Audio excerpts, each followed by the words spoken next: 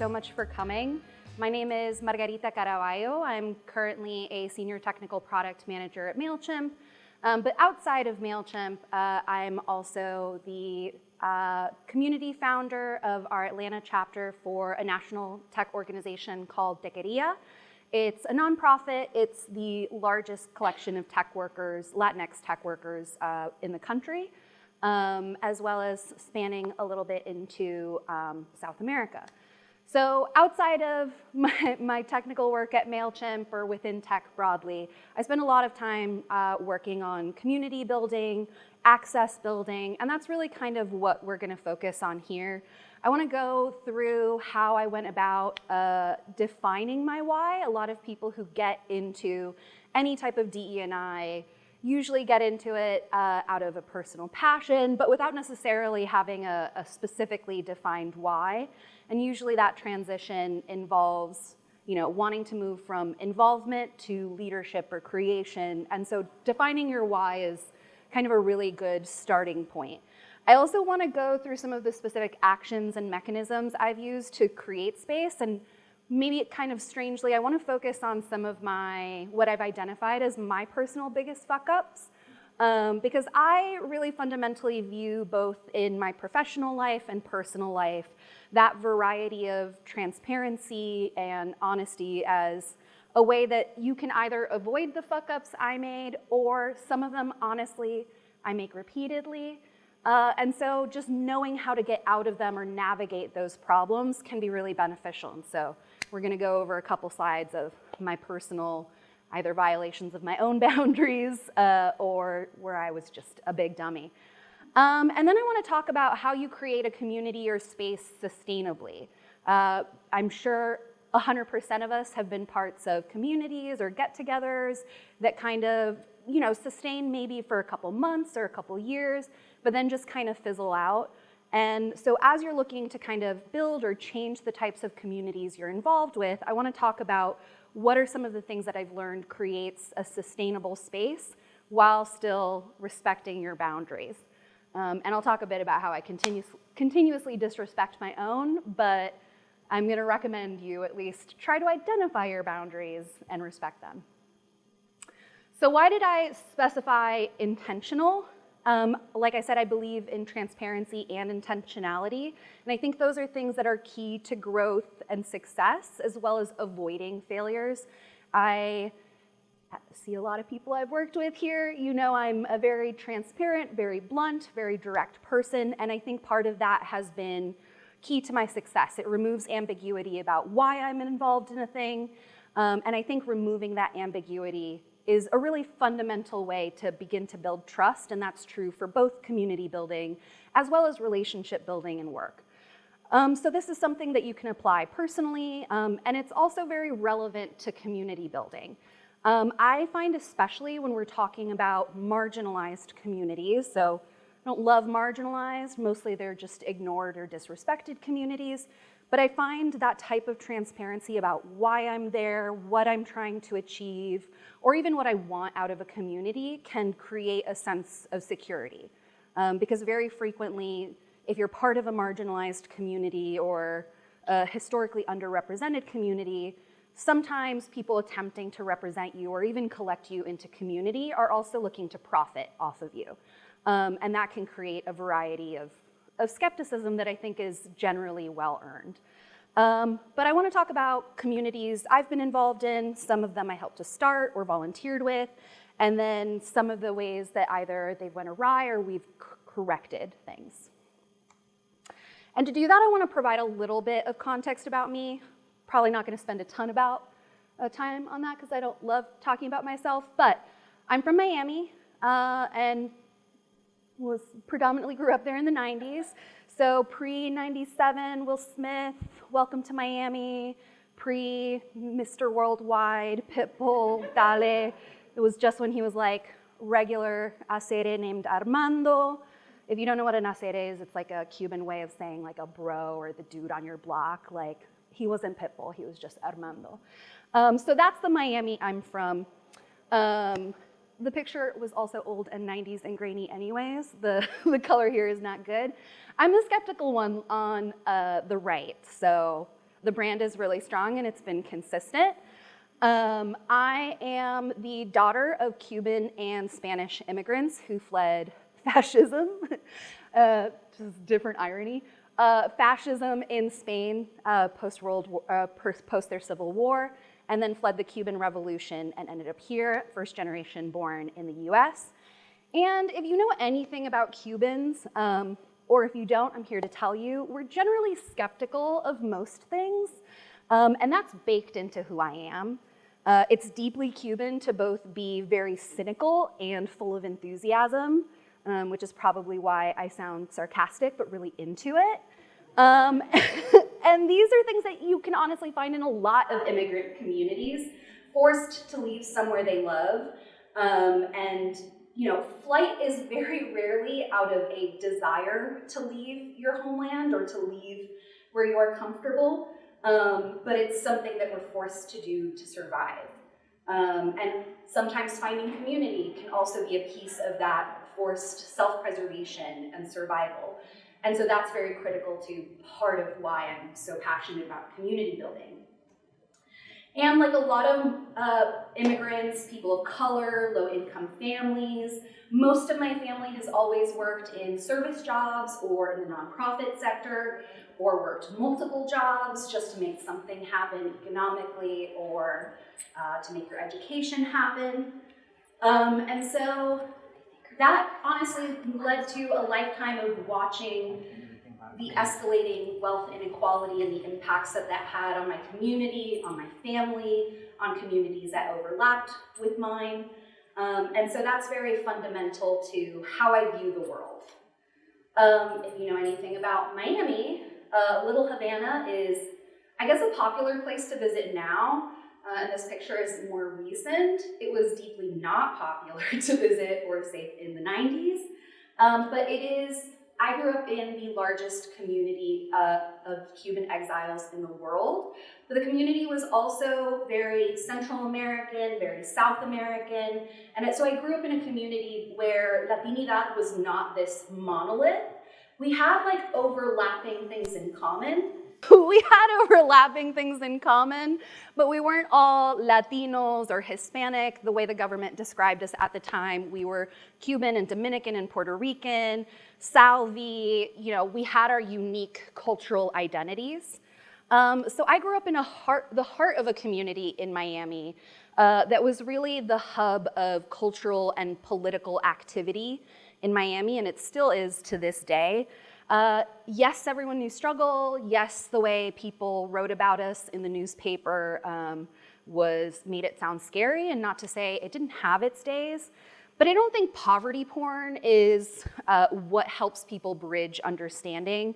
Rather, I think it's viewing the community for its richness and the values that it conveys, and that the people there want the same things that really anybody else who grows up somewhere wants and has. We made friends there, our families were there, my family is still there, and we were raised by that place.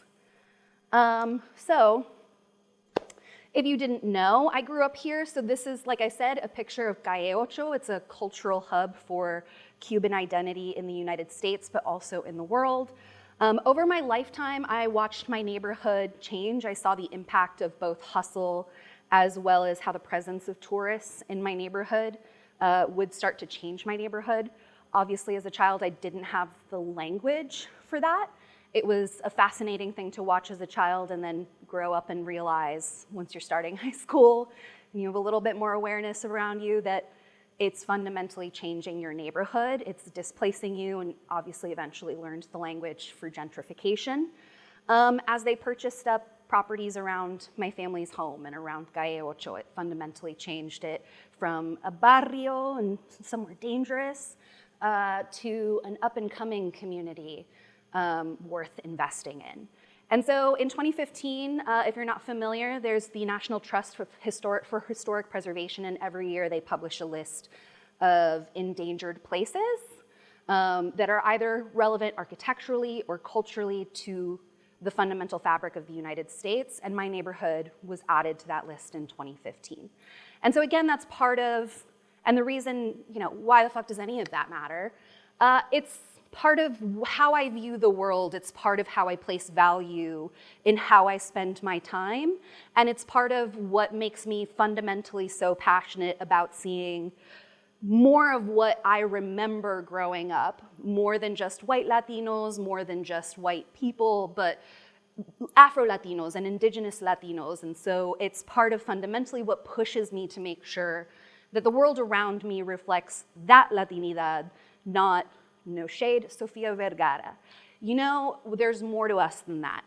And I think the context matters because, as the wonderful Nuyorican poet puts it, it's grueling work not to be yourself. I find it critical to my success in my job, but I also find it important for people to understand me when and where I'm coming from, so that they understand what my worldview is. And honestly, when I left Miami, it was a large culture shock. I was incredibly lonely.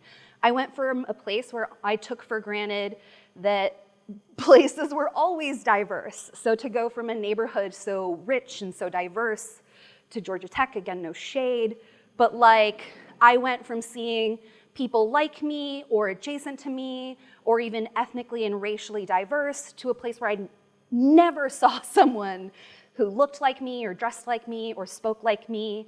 And finding others like me was incredibly difficult because we were all hiding, we were all assimilating, we were all attempting to assimilate. I took for granted that English is not my first language. I speak it relatively unaccentedly, but I forget words in English. Well, I never learned some words in English, particularly household things and food things, and I took for granted that I could just switch into Spanish back home and there would be no stopping to explain myself, trying to describe a fruit or food that I wanted, or describe what like a duvet is. I do know that word now. But those types of things I never needed English for, and I took that for granted. So the loneliness was exhausting. I felt really disconnected from who I had been. It was depressing. I was trying not only to shed adolescence, but I was also trying to shed my cultural identity just to like find a way to be happy. And like lots of people, I poured myself into that assimilation because I am white, I have a proximity to whiteness, and I was sitting there saying, why the fuck am I so unhappy and all these white people seem fine?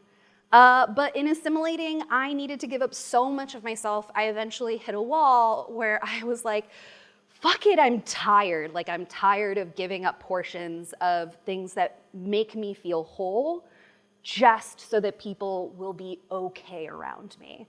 Not even like me, because I didn't like me. So why the fuck? I was making someone up for other people to like. So I want to talk about the concepts that I've mentioned some of them, but I want to talk about the specific words, maybe naming your goals from a category of 4 very, very familiar words. And this loneliness and new environment that I was in turned things like advocacy, like diversity, that had been very active and present in my community to these passive concepts that, you know, in college and at businesses were talked about just during your onboarding, that they respect diversity. But of course, in the actions that I was seeing and in the community I was seeing, there was no reflection of that.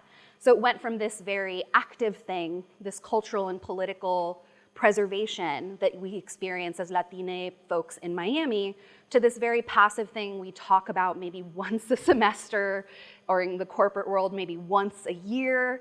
And I want to talk about these concepts and why I'm using them, and low-key why I hate some of them, but why they are important to think about intentionally when you're building a community. So first is, I'm not going to read any of these definitions to you, and certainly I'm assuming if you're here, you're familiar with all of them, is advocacy. And this is one of the ones that I low-key hate. And again, I'm going to abuse a quote from that same poet. Advocacy is an innate trait when you have to prove your humanity is worth something. And that's why I find advocacy particularly obnoxious. But it is necessary in a culture that maybe is not built for you to articulate why why it's not built for you, and potentially how we can, as Kim said, build something that can be for all of us.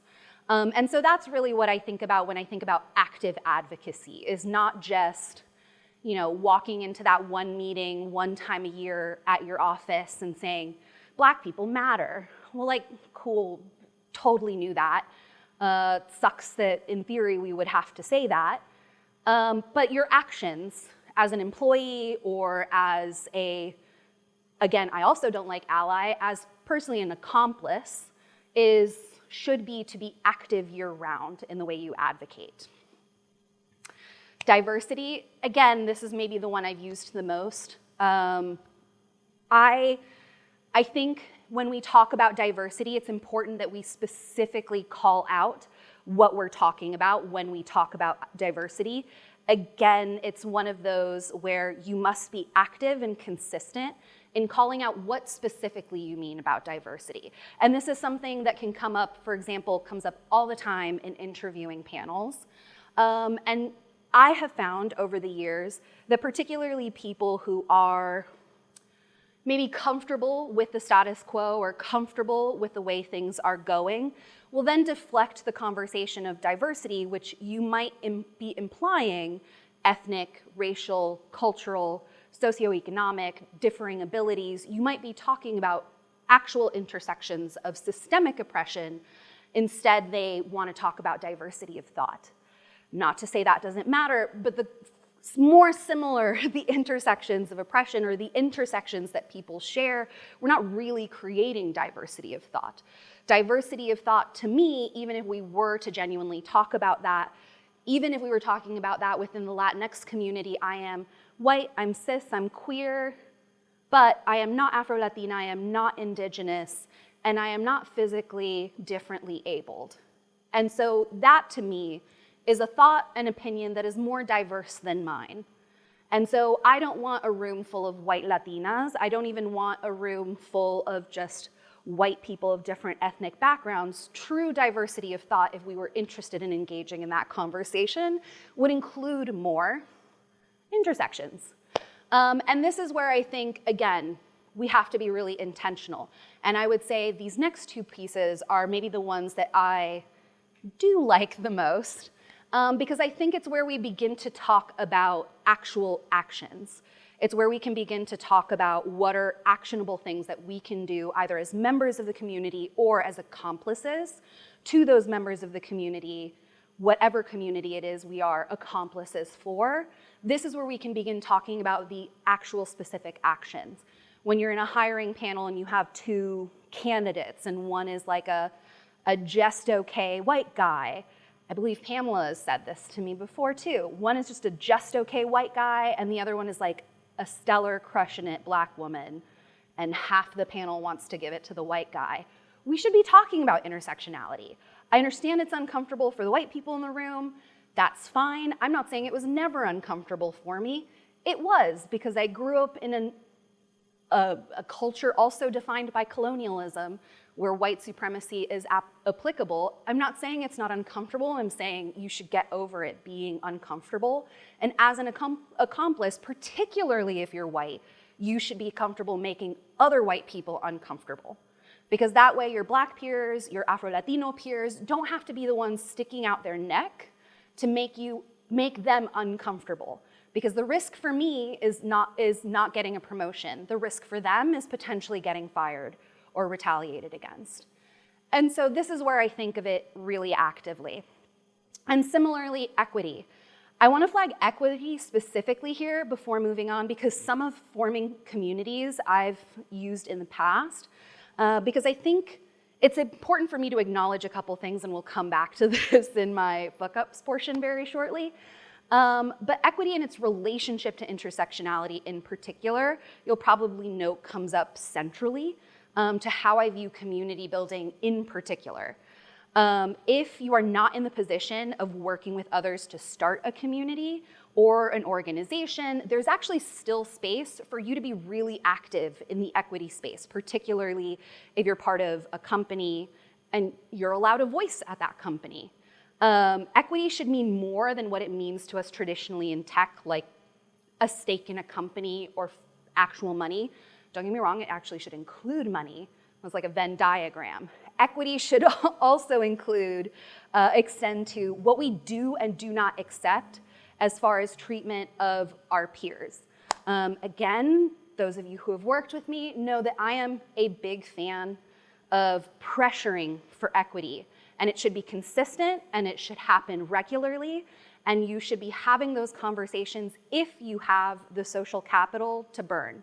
And I burn mine constantly, probably more than is good for my career, but if you have that ability and it's not a risk to your employment, you should be doing it.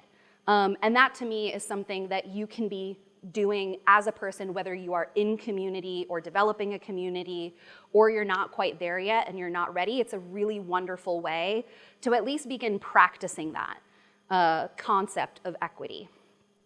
I should say this is not an excuse for, and this is like particularly for white people, be careful this doesn't drift into white saviorism. You should not be talking over Black people or Latinx people who are already talking.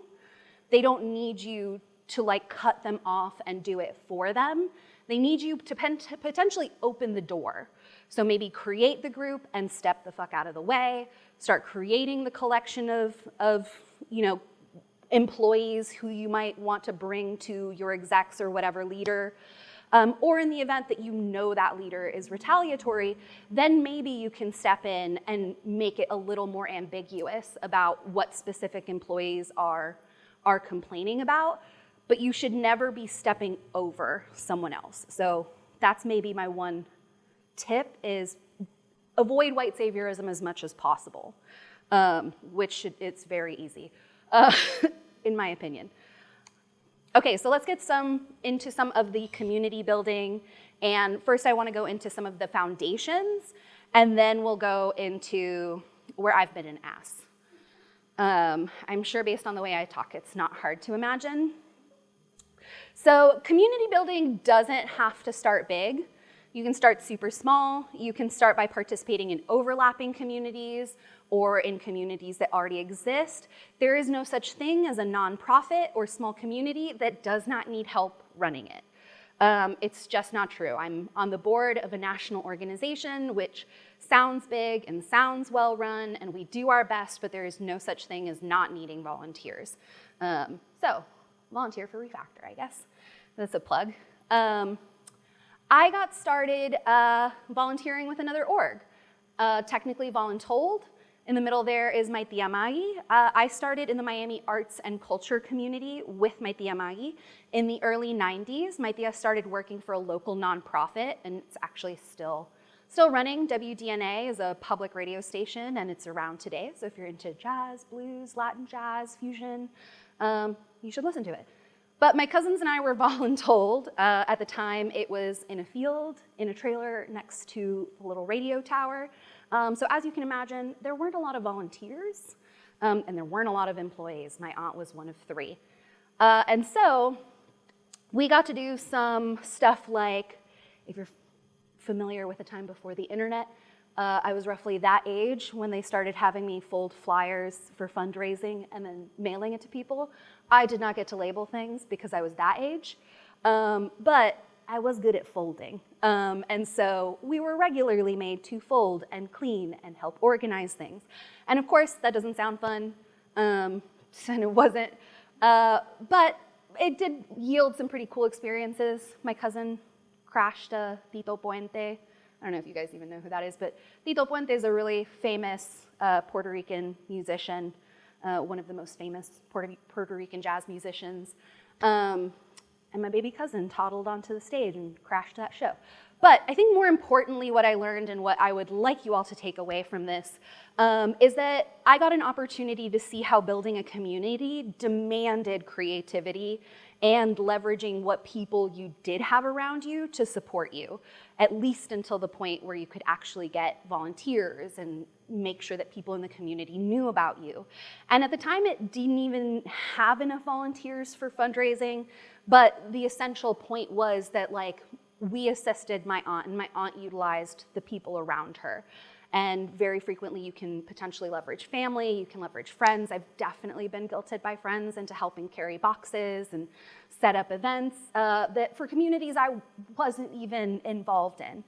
But there are ways to fill those gaps.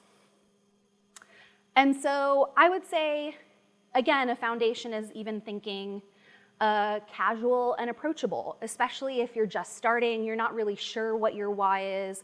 Maybe you have a personal why, but maybe you don't know what drives the community to engage with you. Having that support for doing even operational things leaves you with the emotional bandwidth to actually start engaging with the community and dialing in that right tone, finding what it is the community wants from you. Because your wants may just overlap with the rest of the community. I am just but one Latina, and I certainly don't speak, and no one should speak, for all Latinas, and a casual and approachable, maybe even just getties. Do people here use the word getty? It's like a get-together. Maybe that's a very Miami thing. Anyways, get-togethers, like casual hangouts, not necessarily around networking, but just like getting to know one another. That allows you as a potential founder or organizer to actually figure out what are the repeated themes that everybody shares. Maybe it's only 2/3 of what I want out of a community, but if 2/3 of the community all wants the same thing, that's a very good foundation to build an organization off of. So, my fuck ups. Well, that's one. I didn't do that animation right, so we'll just start with that one. That was supposed to be the second fuck up, but apparently I'm not that structured anymore. Something about me, I can be obnoxiously organized. And this means earlier in my life, I was perhaps too rigid about that obnoxious organization. And I applied that perhaps a bit more liberally than the people around me were into, definitely more than the people around me were into. And like anything, organization has its time and place. But while you're still fine-tuning your organization, adding too much process, adding too many barriers to joining the community, honestly is a mistake. While you're still dialing in that tone, while you're still figuring out what the overarching community wants, doing this and adding a bunch of process to becoming a member and signing up and interacting is just stupid. And if you're like me and you need structure to not be a horrible anxious mess, go ahead and make the structure, just don't implement it. Just have it available.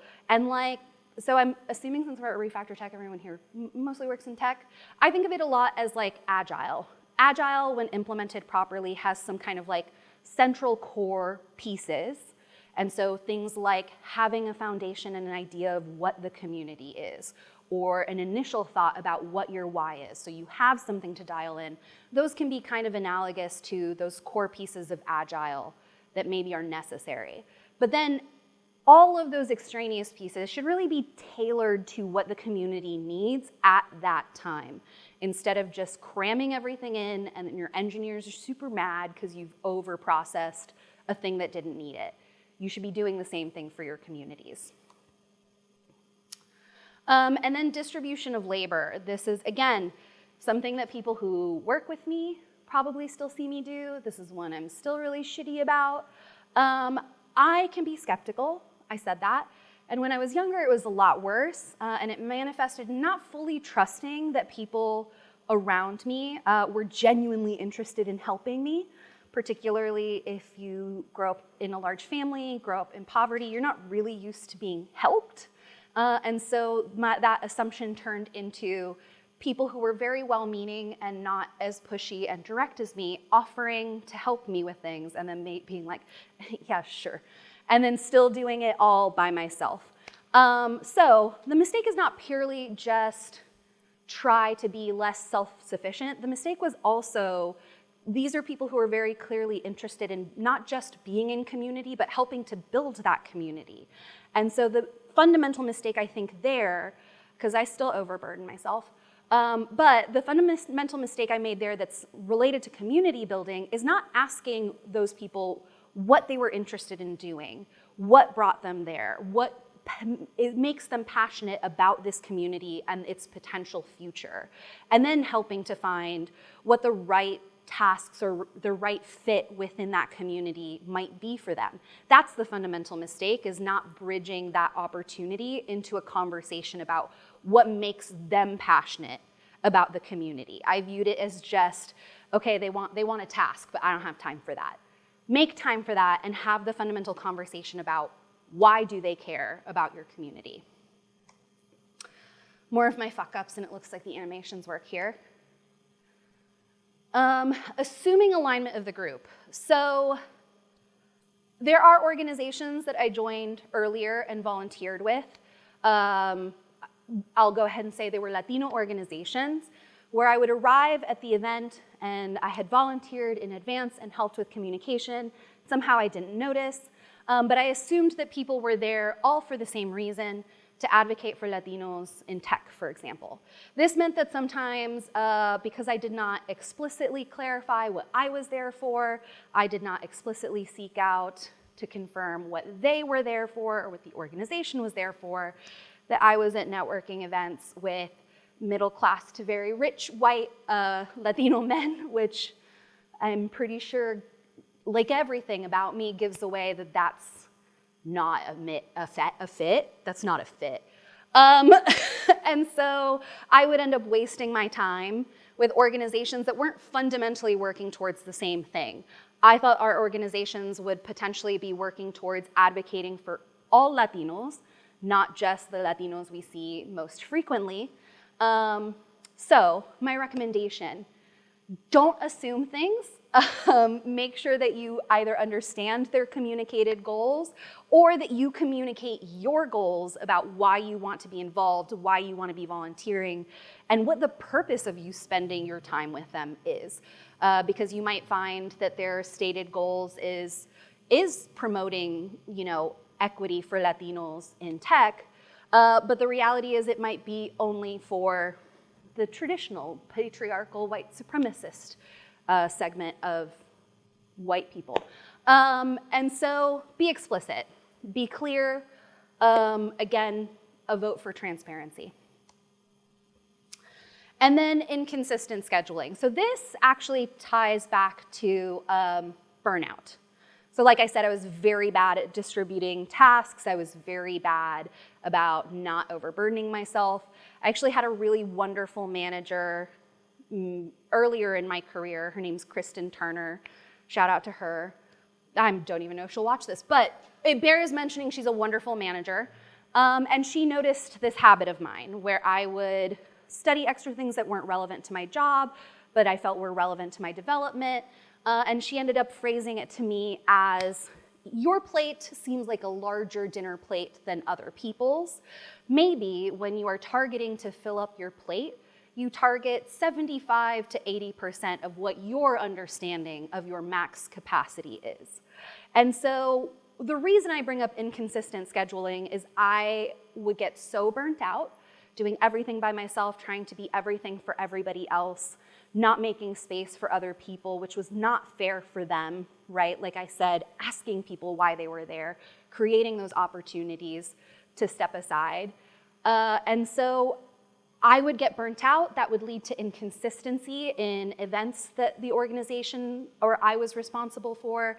That would lead to then the community not really understanding how frequently would we be meeting. Can I rely on this person or this organization to really help me fulfill my vision of advocating for myself, or can I learn from them?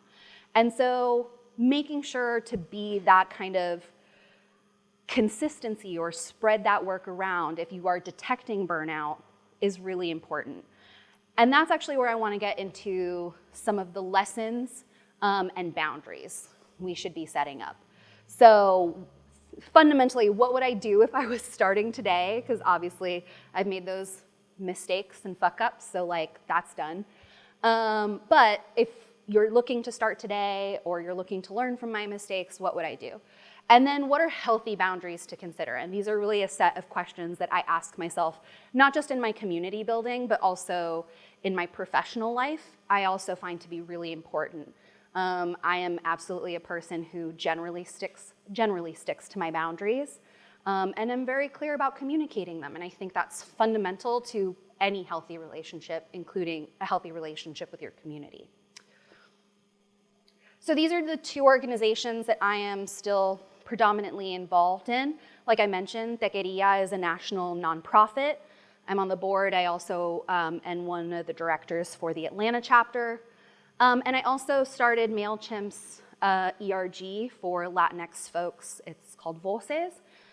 This is a very nice crest from our intersectional event with our Black ERG hues. Because if it isn't a giveaway, I think intersectionality is important, and Afro-Latinos frequently don't feel welcome.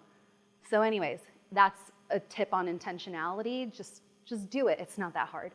And people are generally into it and willing to participate. So, lessons.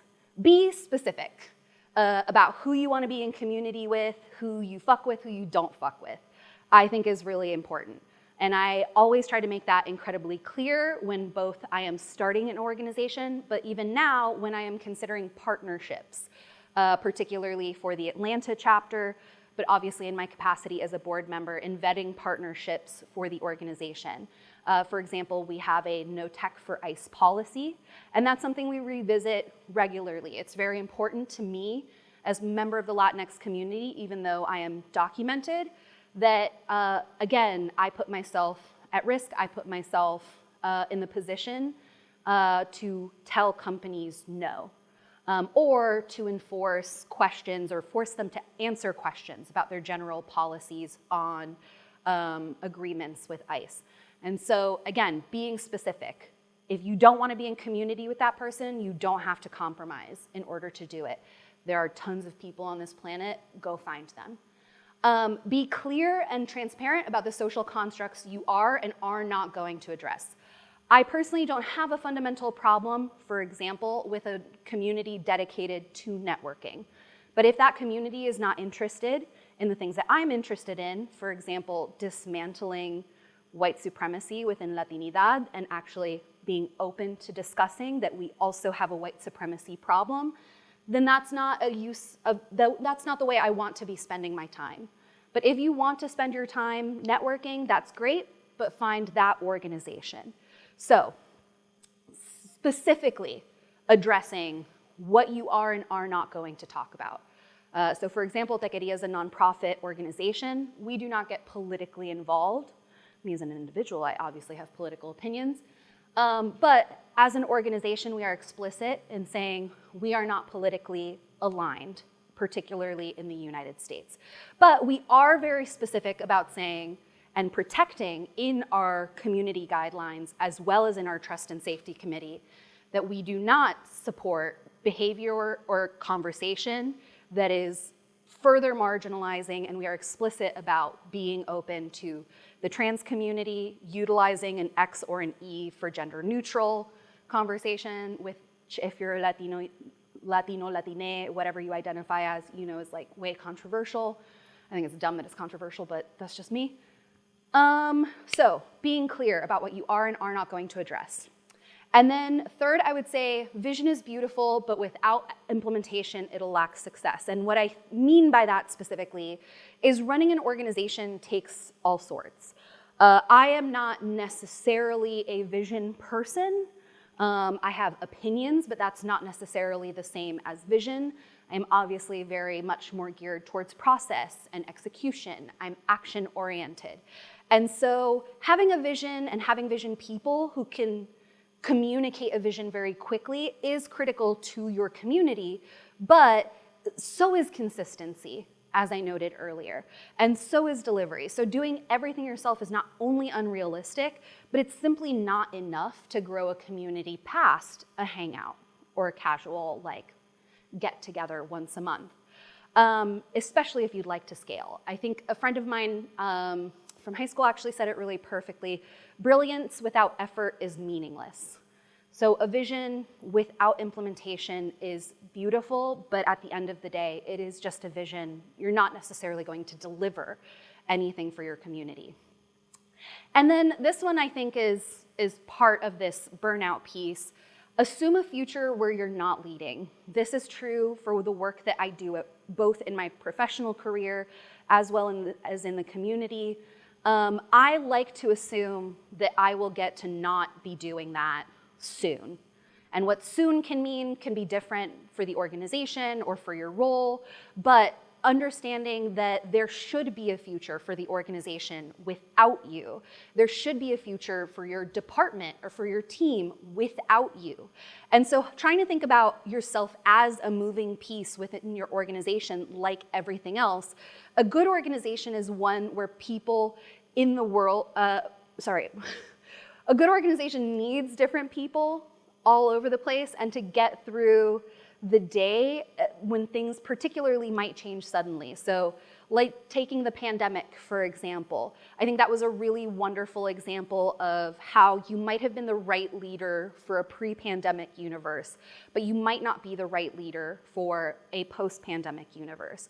Or maybe your personal life demands more attention from you during the pandemic. Mine certainly did. And so thinking of myself as a moving part, and identifying other leaders who are equally as capable as me and who I communicate with proactively so that they know everything I know. So in the event that they need to step away, I can help. In the event that I need to step away, they can help. And in the event that I need to leave entirely, or they need to leave entirely, we're not just dropping an entire community of thousands of people, in the case, for example, of Tequeria. So this is also a good transition to a healthy boundary. Having multiple leaders means that you can have healthy boundaries about how you split your time between your personal life, your professional life, and your community, particularly for those of us who work in any type of advocacy or community building. It can really begin to blur the lines between, do I even have a personal life? And again, this is a thing I'm still shitty about. But it brings us to some of the questions. I'm just going to show all of them since I guess I fucked up the animation twice. So here are some of the questions about your boundaries to consider, or at least the questions that I ask myself. And again, candidly, because sometimes I struggle to say no, especially if it seems like a challenge. I love a challenge or a puzzle. They're questions I need to remind myself of constantly.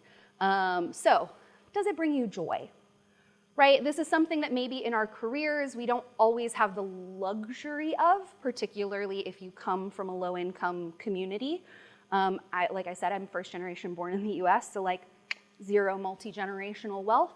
But I might not have that luxury of always thinking about that in my professional career, but certainly in the way I spend my free time and invest in myself and in my community, I should be asking myself, does this bring me joy? Is this helping someone else? Does helping someone else in this way bring me joy and them joy? Second is, what is your cumulative cognitive threshold? This goes back to that dinner plate analogy. I know I overburden myself, so what is my threshold at this time? Really assessing, again, shout out to her, like how much is already on my dinner plate? Am I overdoing it? Do I need to look towards those other leaders and say, this isn't the time for me? And again, I struggle to say no. Like I got asked to potentially be on a board for another nonprofit, and I was like, oh cool, my time at this board ends this, so maybe I can start then.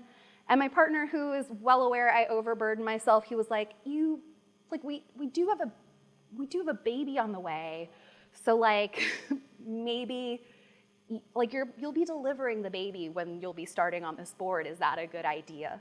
And again, because he's very respectful, he didn't say no, because he would never. But it still bears that question of, he reminded me of that question, do I even have the threshold to be doing this? How do you fill your own cup? So I think for many of us in marginalized communities, like we might jokingly refer to things as like self-care, but I honestly really think of this as self-preservation. We all tend to kind of overextend ourselves, whether you're from a marginalized community or you just have like innate childhood trauma where you want to be perfect for everyone at every time. But the question still is valid. How do I make sure that I can, if my cognitive threshold is like at its limit, how do I do things that bring that down? How do I transfer some of that work? How do I make sure that I'm adding things to my life that bring me joy, that help to refill that cup? And then, as I'm sure you've noted throughout this, does this honor or compromise my beliefs? So as organizations change, as they evolve, they may not always be the perfect organization for you. And that is a good time to ask this question, does this honor or compromise my beliefs? Or alternatively, am I just not the right person for where this organization is growing? Maybe this is something that honors my beliefs, but I'm not the person to be executing. Maybe I'm destined to now be a community member. And this is fundamental to how you view what you give to an organization, but also how you believe you should be showing up in that organization. And that's something that I constantly reassess. And then that links to, am I still helpful? Am I still serving the community? This can be true for your personal life, professional life, and your community building. Are you still being helpful, or have you turned into an obstruction to progress? Is that progress that you think is still helpful to the organization, but maybe you're, again, just not the right person, and you're no longer being helpful? So these things are kind of intrinsically connected. And I would highly recommend, whether it's this set of questions or a different set of questions, always having a set of questions to reassess your boundaries. Make sure they're not just questions you ask yourself there, but they're actual boundaries that you attempt to most of the time respect. We're all people, we're imperfect. I'm certainly imperfect. But they're good to check in and make sure that you're still doing stuff that makes you happy. And that's it. Thank you. I think we have a little time for questions, or maybe I ran slightly over. Okay, you can ask me questions afterwards.